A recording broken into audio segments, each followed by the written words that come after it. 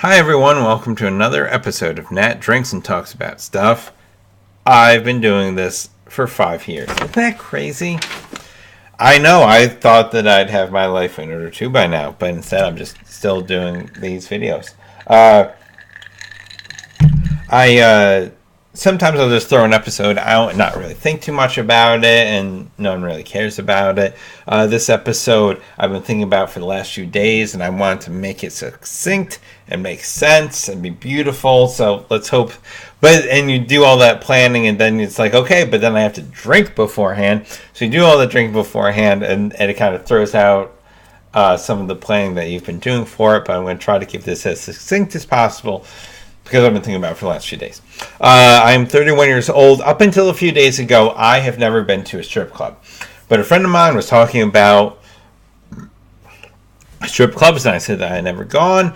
And she said, why not? And I said, well, I don't think that it's really my scene. I don't think that I'd really enjoy anything like that.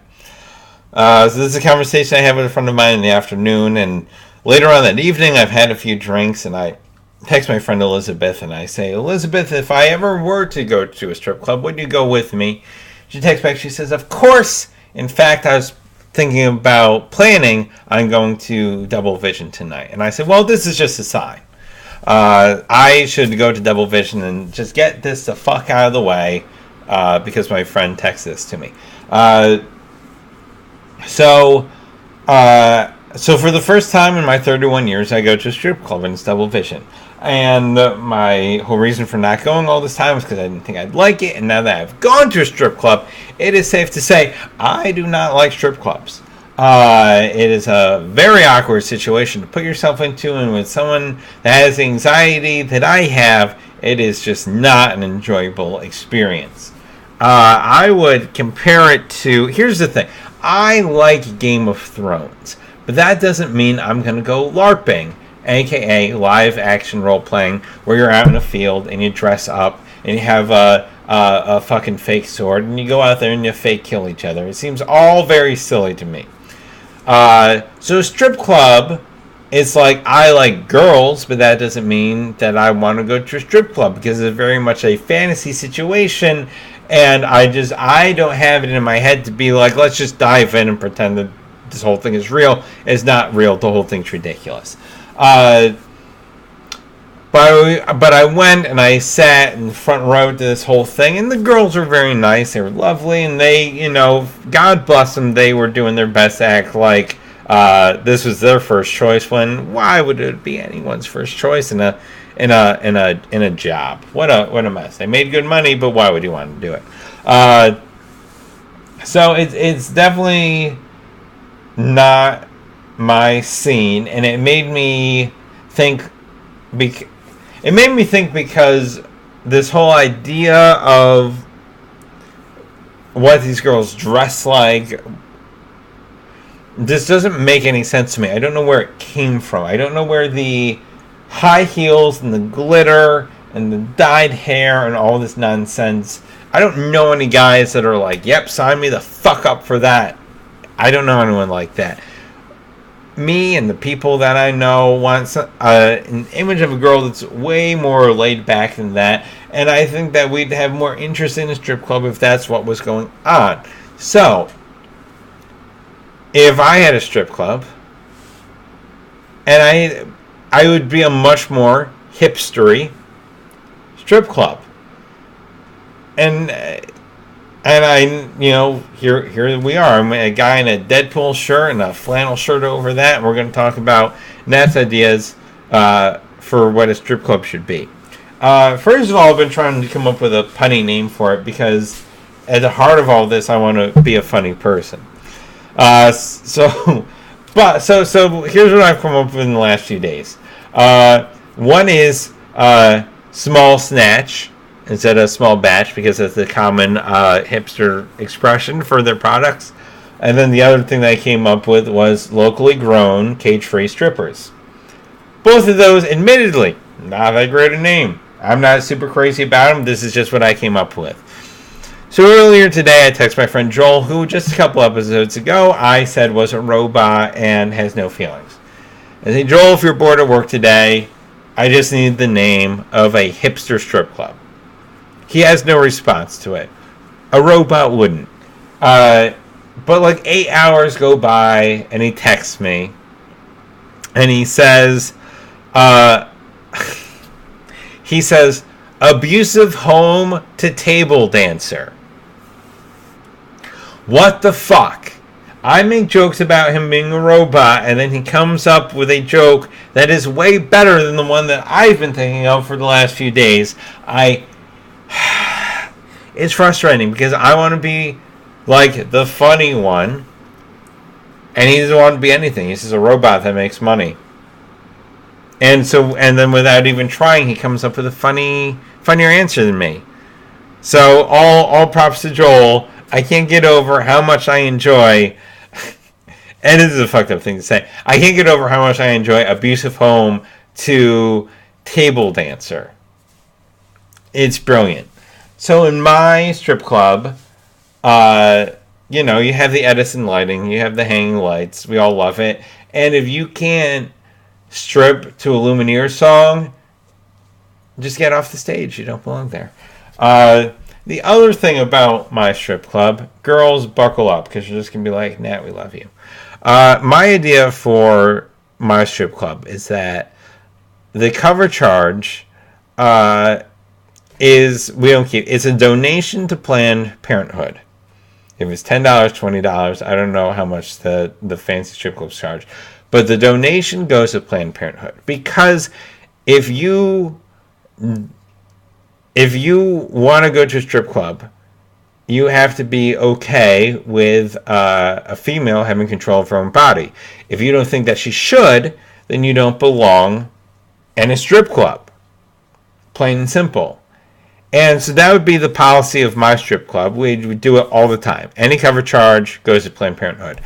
But I thought of this and I was like, what if once a year, maybe twice a year, what if every strip club in the country just said the cover charge tonight is going to go to Planned Parenthood? I have no data to back this up. But I feel, and all you need these days is to feel something in order for it to be true. I feel that money is a few $1 million. Which would be a great help to Planned Parenthood. They're not having the best time these days. So I would like strip clubs once or twice a year to have one night where they say the cover charge is going to Planned Parenthood. You'd have so many people show up that weren't going to show up anyway. You'd make so much fucking money off of everything else that you make in a strip club that it would be beneficial to you to do it. And we're all just trying our best right now these days to just fucking get through it because the world's on fire and we're all going to die. So that's I haven't come up with very much more than that for my idea for strip club, but other than a name that Joel came up with and donations to Planned Parenthood and Edison lighting, of course, that's all I have. Lumineers music. And just like the girls that are there, they're not like, oh my god, like your arm is so big. That's ridiculous. Just be like, hey, like let's talk about Westworld theories. Like that kind of, that's what I want to talk to a stripper about. So that's my ideal strip club. And it's way better than what I went to the other night. And admittedly, I tell people, like, I went to Double Vision for my first strip club, and they're like, that's I don't know the best way to put this. The Keystone Light of strip clubs. Is that a great experience? Is that where you want to go? But I got the general idea of what a strip club is, and it made me not want to go to other strip clubs. I can't imagine that there's other ones where it's better because the main concept of the whole thing, I was sitting there and I made eye contact with the girl who was dancing, and I had that same feeling I have when I'm on a subway and a homeless person makes eye contact with me, where I'm just like, oh, they're going to come over and they're going to hope that I give them $1 now. Like, that's a feeling that I had at a strip club. So it's not a great feeling. It's not something I enjoy. It's just awkward for me. If you could just sit there and you throw out a few bucks and they're cool with it, I'd be fine. But they come over because that's part of the deal, and strip clubs have all these rules, but so they have their rules, but you're not allowed to have your own rules, which is what I wanted, because I wanted to have a rule that it was like, dancing in front of me is okay, but I don't want you to do the thing where your legs are right here, because some girl, there's no signs, so she didn't get to see the signs, and she was like, I should do the thing where my legs are right here. So she did that, and so her legs are right here, and the whole time I'm thinking, I wish that someone's legs weren't right here. It's very awkward for me. I didn't like that at all. So I want to have my hipster strip club. You get to, there's like maybe like a bracelet system, or just like a sticker that you put on, where it's just like, I'm here to see you dance. I'm not interested in lap dances. You don't have to sit in my chair. I'm just here. It's a purely scenery type situation, and I'm sorry if the word scenery offends you. I showed up at the hipster strip club. Like, clearly you know that I'm cool. Like, you don't have to give me a hard time for saying the scenery thing. That's all I'm looking for. Please don't put your legs right here.